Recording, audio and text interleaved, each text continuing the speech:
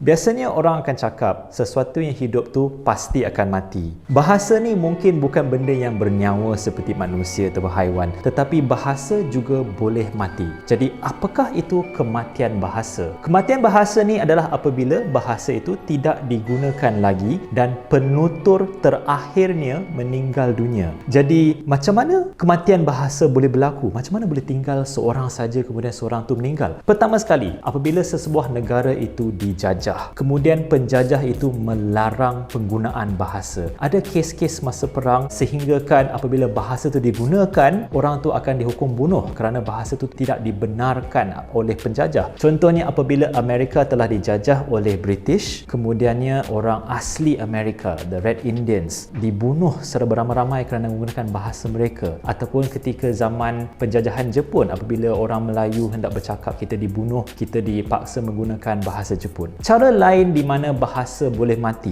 apabila polisi negara itu menggunakan sesuatu bahasa dan tidak mengutamakan bahasa lain.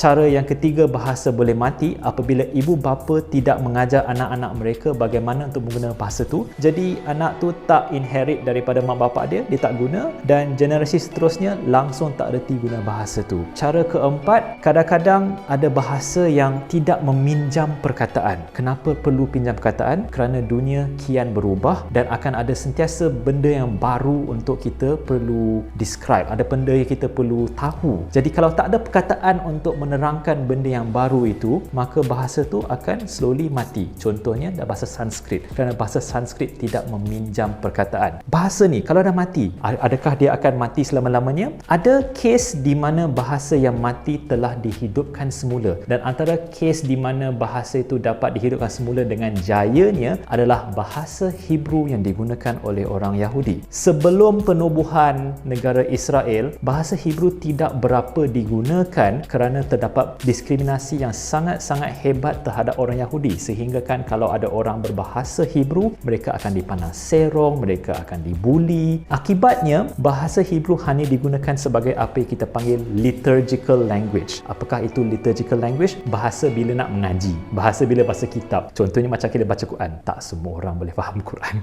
Unfortunately kan, kita baca saja kan. Tetapi apabila hampir kepada penubuhan negara Israel dan apabila tertubuh ni negara Israel, mereka semua sedar, kita kena ada bahasa, kita perlu bersatu. Maka muncullah seorang ni, nama dia adalah Eliezer ben Yehuda. Dia menyedari yang perlu ada kesatuan di antara bangsa Yahudi, dan mereka mula secara perlahan-lahan menghidupkan bahasa Hebrew semula. Mereka mengajar anak-anak mereka bercakap bahasa Hebrew, dan ini menjadi satu kejayaan kerana pertama sekali ada sokongan daripada bangsa mereka, kemudian ada usaha dan mereka meminjam perkataan baru untuk menghidupkan semula bahasa itu, dan kini bahasa Hebrew digunakan sebagai bahasa rasmi di Israel. Terdapat juga banyak usaha untuk menghidupkan bahasa lain. Contohnya sekarang di United Kingdom, bahasa Cornish. Bahasa Cornish tak ada kaitan dengan corn, tak ada kaitan dengan jagung. Dia berasal daripada sebuah tempat bernama Cornwall di England. So asalnya bahasa Inggeris ni bukanlah bahasa asal di UK. Ada bahasa lain iaitu bahasa Cornish. Jadi mungkin semua di sana tertanya-tanya, apa akan jadi pada bahasa Melayu? Adakah bahasa Melayu akan mati ataupun terancam?